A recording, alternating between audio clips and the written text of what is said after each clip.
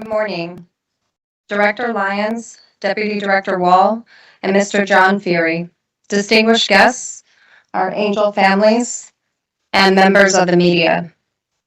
I am honored to welcome you today to today's press conference marking the one-year anniversary of the relaunch of the Victims of Immigration Crime Engagement Office.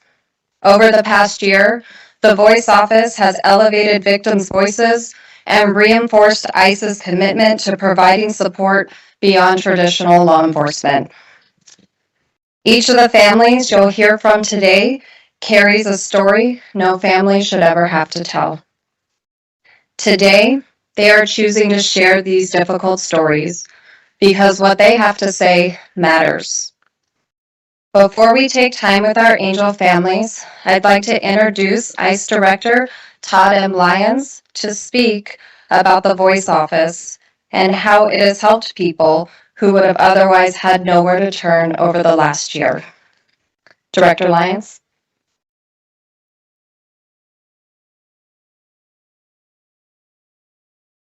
Good morning, everyone. Thank you for coming here today. We really appreciate the time that everyone's given and the coverage this is going to get, because this is truly something that the American public needs to know.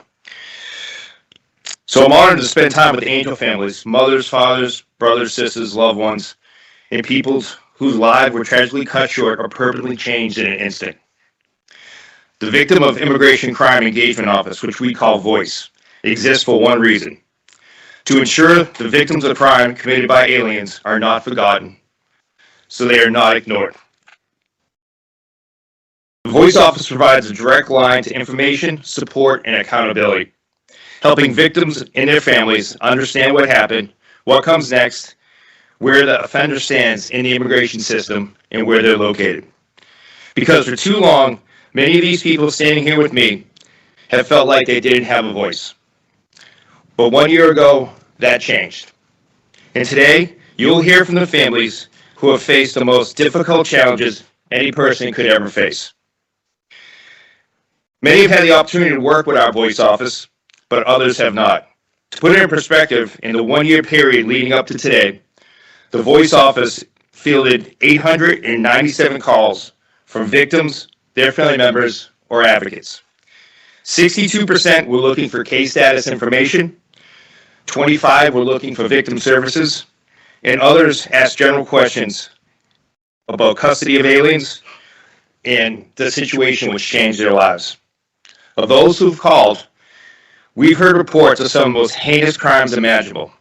32% reported violent assault, 15 reported rape or sexual assault, 9 reported homicide and manslaughter, 7% reported family or partner violence, and 6% reported stalking or intimidation.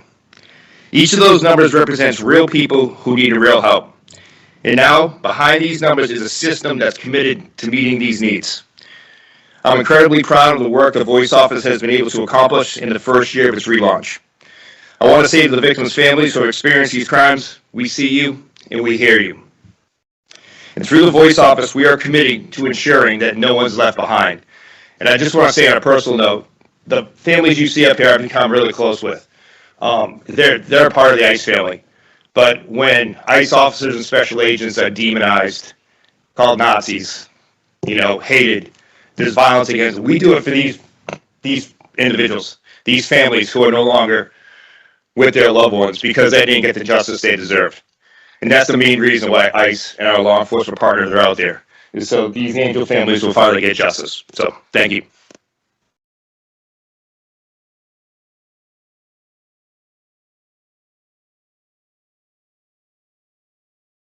Thank you, Director Lyons. I'd now like to introduce you to Miss Jennifer Bowes, an angel mother who's here to share her family's story and how their lives were forever changed.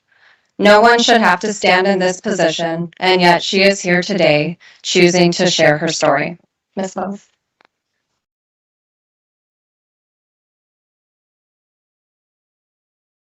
Excuse me. My name's Jennifer Bowes. My daughter Megan, and I came here to tell you about her. She was my firstborn child. She was my only daughter. She was a mother, a beloved sister, an aunt, a fiercely loyal friend. Megan had been planning to return to college and start her own business. She was really bubbly and creative, and she always did the craziest things to make somebody laugh when they were starting to feel down. That's who she was. The mischievous sparkle in her eye, you can see it. The love that she generously gave to everybody, and the hope that she had for her future was erased by someone who had no right to be in this country. She went to his house and she never left. He had taken her body and stuffed it in a garbage can, keeping her doused in bleach for 51 days while we searched for her desperately. That's why we fight for her every day. This has been incredibly hard on our family, especially right now. Tomorrow marks 1 year since they found her. A tragedy like mine and the other families that are here,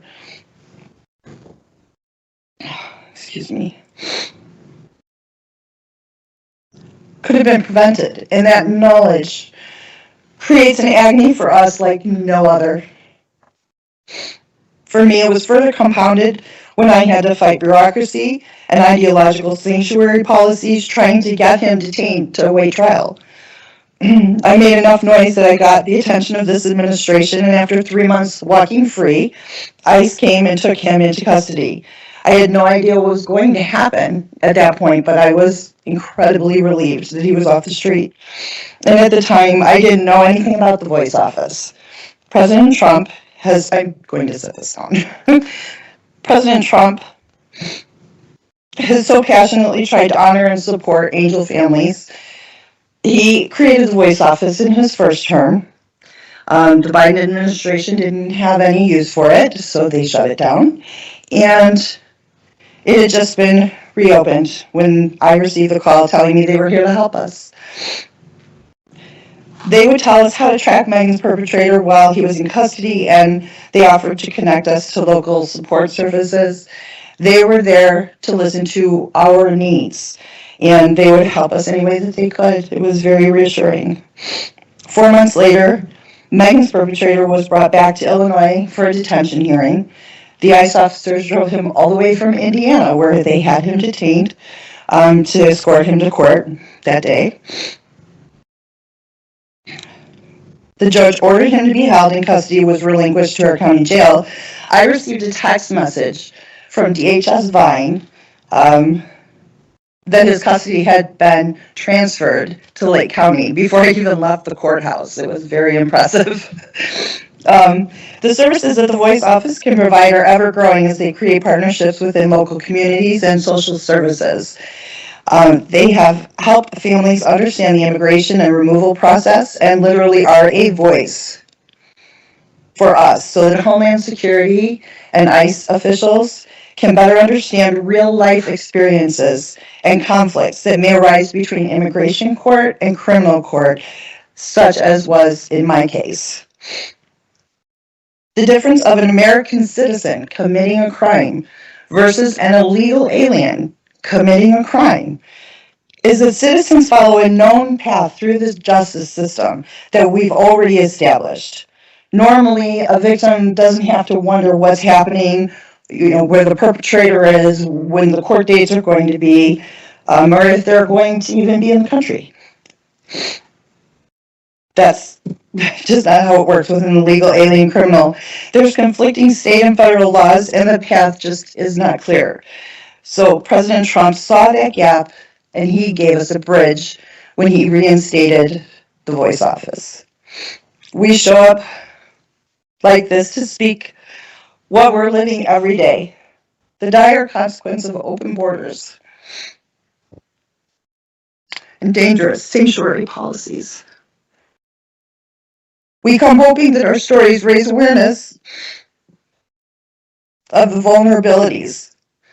We have to find a way to work together to put an end to these tragedies that we have the power to prevent. But until that happens, we have to come together and we need to support and grow the Voice Office. They need to be here to pick up the pieces when the next Angel family gets that call.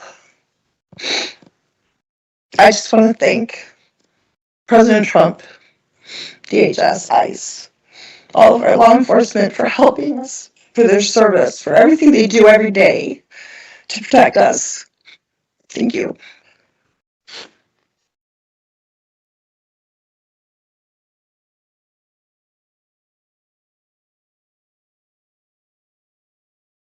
Thank you so much for coming here today to share your family's story. I know it was not easy to share, and we're grateful for your strength and your willingness to be here today. I would now like to invite Mr. John Fury to say a few words. Mr. Fury played an integral role in launching the original Voice Office in 2017 and remains a friend to many of these remarkable families standing here today. Mr. Fury. Well, first off, thank you all for being here today, and thank you to all the families for joining us once again. This is a very important office. It's a unique office. It's an office that offers services to a very special group of people that have not had any representation or any voice here in Washington, D.C. for many, many years. It's an office that is dedicated to people that the president has said will not be forgotten. The origins of this go way back in 2015, 2016.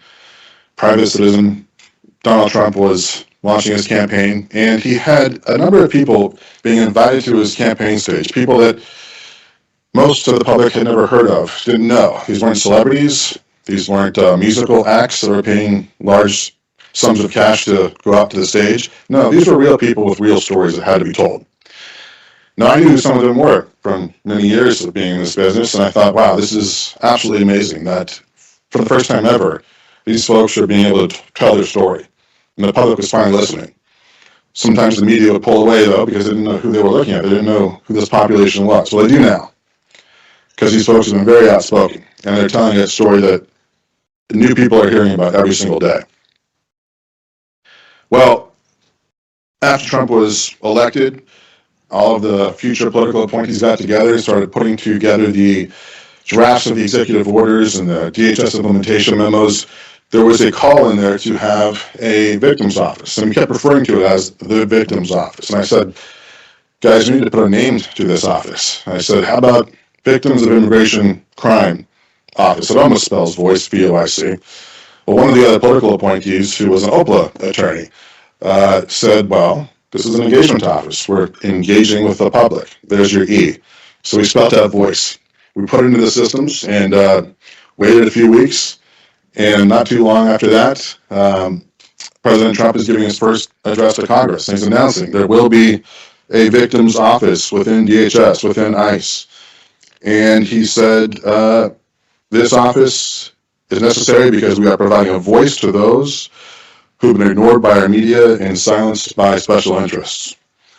That was an amazing thing to hear that, to see that actually happen. Of course, we also knew we had to get to work. And everyone here at ICE was pulling together to build out a new office, which we had no funding for. We had no staff. There was no infrastructure. There was no support for Congress at the time.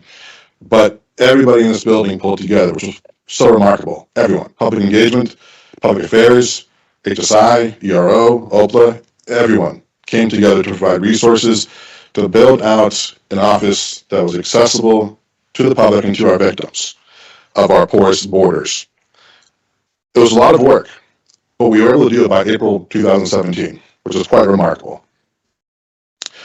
But we also had the help of our families. And we spoke with them before we launched it and said, look, what is it you want? What is it you would have needed when you went through what you did?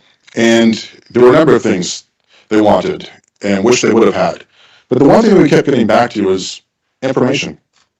That's all they wanted. They wanted to know what was happening in their cases. And they had no one to turn to until this office was launched. And I think people sometimes forget, the grieving process is difficult. It's particularly difficult when you're dealing with the criminal justice system. All these people suddenly had to learn about prosecutions and hearings and a trial and How does the DA function? What's our relationship with the city government? Where is this trial going to be held? Maybe it's hundreds of miles away from where you actually live, and having to drive back and forth and get all this information. That's a horrible thing to have to go through. But when the perpetrator has an access to immigration, there's a whole other level to this. And suddenly these victims who are trying to grieve are learning that perhaps the perpetrator is being transferred somewhere, different custody. Maybe some of their agencies involved. Maybe the federal government is involved. Suddenly they learn this person maybe is here illegally. They're turning to someone for answers. Local DAs don't understand the immigration issue at all. Local sheriffs maybe do, maybe don't. But they would ask these questions, and what would happen oftentimes is that the victims would be contacting other victims maybe they knew who had gone through this process, or they'd be contacting someone they know somewhere in the DOJ or maybe some local field office to try and get answers. That's not something they should have to go through. So the point of it all was that we knew we needed to have an easily accessible hotline they can call to get information about the case, to figure out what the next steps were, and how they could be prepared, and how they could be involved in the decision-making process that would flow from that. Now, in the worst-case scenario, this occurs in a sanctuary jurisdiction. And in those instances, our victims tell us that they think the DA is working for them, trying to prosecute the case, but suddenly they start asking about immigration, and some of these DAs suddenly clam up. Let them say, suddenly the resource they thought that was available to them just isn't available. Doesn't know the issue, doesn't want to know the issue. That's extremely troubling. Well, they didn't have a place to go, but they do now. And I've seen this agency use its resources in ways that probably wouldn't be occurring if this office didn't exist. So, for example, HSI has a huge international footprint. And very often, HSI is bringing people to justice who have fled the country to make sure that they're actually going to stand trial. We've seen that happen with some of these cases. All these perpetrators flee the country immediately. They don't understand that, guess what, we have a pretty big reach. And so HSI has brought some of these folks to justice, and they're standing trial. That's a great thing. ERO, OPA, they've been very active on the local level. We've had a number of cases. I recall one case where there was a young man who was killed. And it was a difficult situation because the way in which the evidence was collected sort of raised some questions on the local level as to how it was going to be prosecuted. Was the guy going to be released? Was he going to be in jail, pending trial? Well, it kind of depended on the evidence and the local rules, and the family reached out to us because they knew we could take custody. Now, if we take custody, the guy's going to be transferred out of the area. If we take custody, he's going to be deported. Is that justice? Is he avoiding trial by way of removal? What does the family want? That was the question. So we're here late at night. I think it was a Friday at 9 o'clock. Our folks were talking to the local field office, talking to the local law enforcement officials, talking to the family, trying to figure out what the equities were and what everyone wanted us to do. That was only possible because of this office. Because we actually were finally, for the first time, taking into consideration the concerns of these families. It's a great thing. Well, I'll close by just saying thank you to everyone at ICE who does make this possible. Couldn't do it without you all. And most importantly, of course, thank you to all of the families. We will continue to improve this office. We'll continue to make it responsive to your needs. And to close on a quote from President Trump, we hear you, we see you, and you will not be forgotten. Thank you.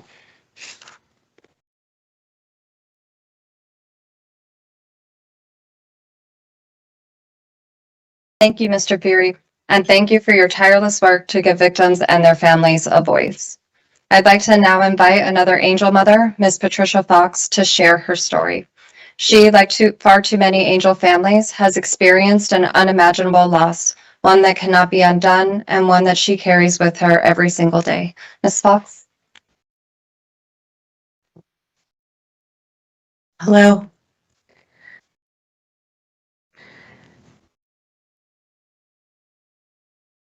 My name is Patty Fox, and I'm here to speak about my daughter, Carissa Aspness.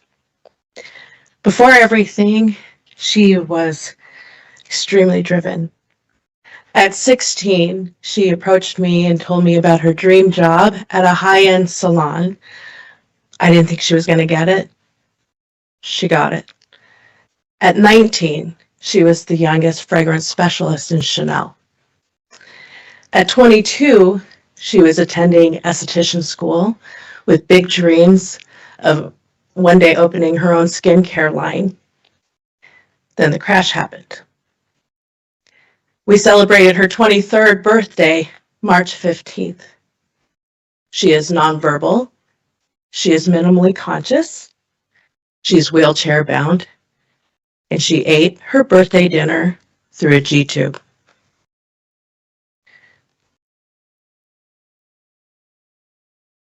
Sorry, my hair isn't the only thing going gray. Every day is bittersweet for us. We experience every emotion imaginable: anger, sadness, grief, joy, pride, gratitude. I miss her voice. I miss her laugh. And we work towards infusing joy into our lives and embracing who she is now. That fight and that fire that has always been a part of my daughter remains in her today, and we can see it. The voice program was very simple to navigate and to use. I was grateful for the service provided, which I would not have known about if not for X. Thank you, Elon Musk. Because the mainstream media is not very open about such resources available to us. Thank you, Denver ERO. We received word the beginning of the month that the person that had hit my daughter and fled the scene has been deported. Thank you for the only justice and closure that my family will ever receive. Thank you, President Trump. Thank you, DHS, and everybody that's here. I am inspired by the other angel families up here. And I pray that there is not another angel family that joins us. Illegal immigration is not a victimless crime. There are repercussions, and my family lives it every day. Thank you.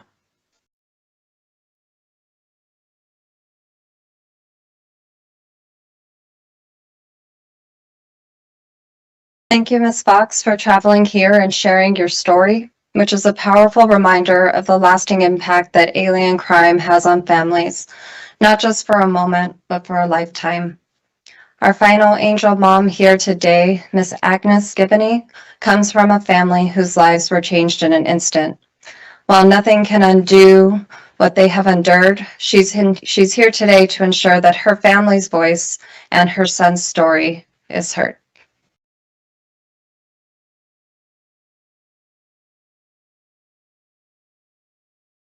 Thank you, everyone. Good morning.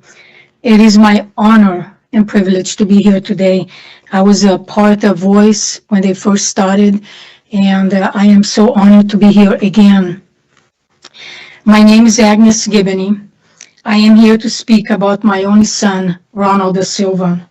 Ronald was 29 years old when he was murdered. He had a smile that would light up a room. He was caring, compassionate, and full of life. This is my son.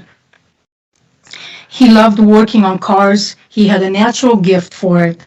He loved animals so much that one day he brought a baby crow to my house and said, "Please take care of it, don't let it die."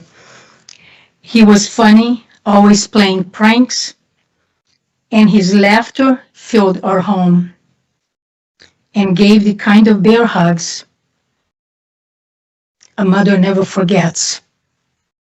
He was also a loving father to two young boys. Something that the media often forgets is the children left behind by those that were killed by illegal aliens, called true family separation. My family changed forever. My life changed forever on April in 2002. My son was standing on a friend's driveway when he was shot. He was taken to the hospital where he underwent surgery, but the doctors couldn't save him. He bled to death.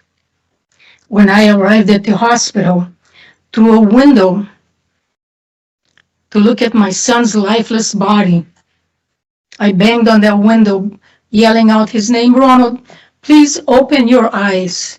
Don't do this to me." I thought it was a well-orchestrated prank, but I was wrong. My son never opened his eyes. He was laying there with his eyes still taped, still intubated, and I was not allowed to hold or touch my son. That moment forever froze in my mind. That image will never leave my mind. And as we approach April 27, it will be the 24th anniversary of my son's death. I can't tell you that the pain has not faded.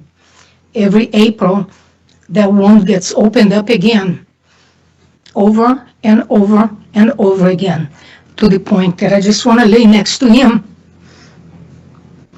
Birthdays, holidays, Mother's Days have never been the same. Not a celebration for me anymore. You see, I buried my son a week before Mother's Day. They are reminders. Those holidays are reminders what was taken from me. I will never heal from this loss. I am here today to honor my son, but also to speak for families like mine, whose lives were changed in an instant and never returned to what they knew before. When I connected with the ICE voice office, it gave me something I desperately needed. Peace of mind was one.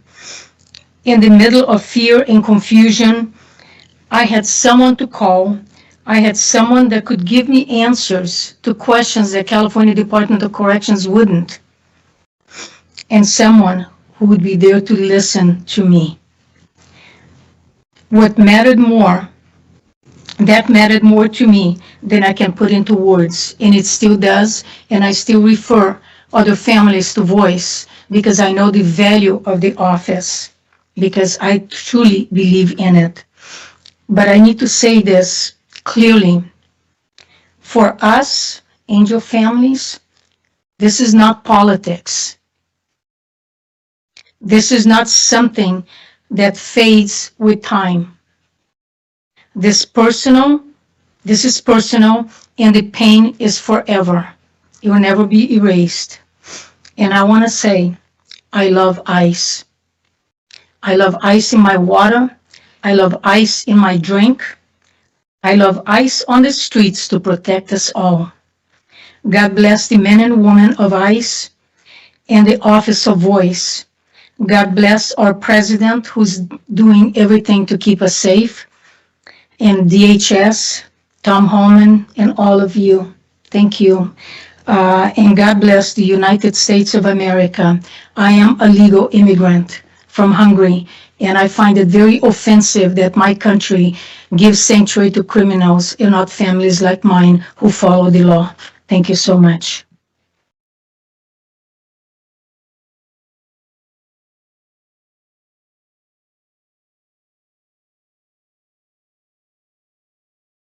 Ms. Gibbony, thank you for sharing your story. What you shared is a powerful reminder of why this mission matters. The stories we've heard together today reinforce our responsibility to recognize and support those impacted by alien crime. That responsibility guides our work every day. It is now my honor to introduce ICE Deputy Director Charles Wall.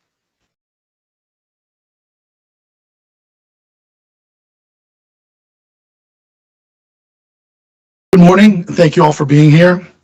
Most importantly, I want to thank the brave families and loved ones standing behind me. Your courage, your grace, and your determination are truly inspiring.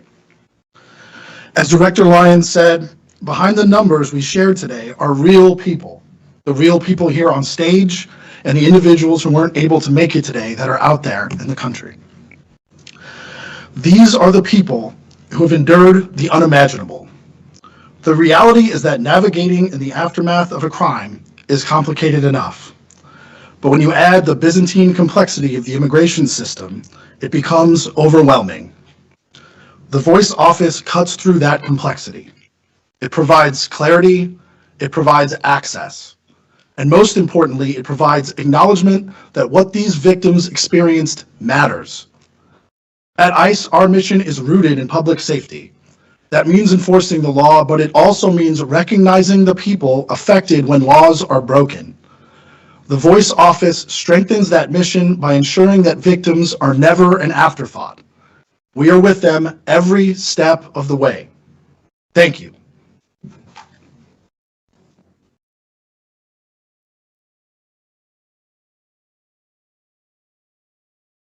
Thank you, Deputy Director Wall.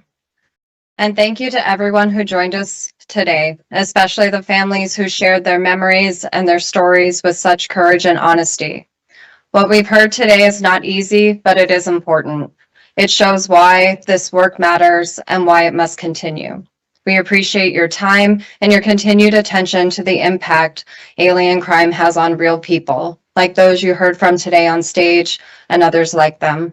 This concludes today's press conference. Thank you.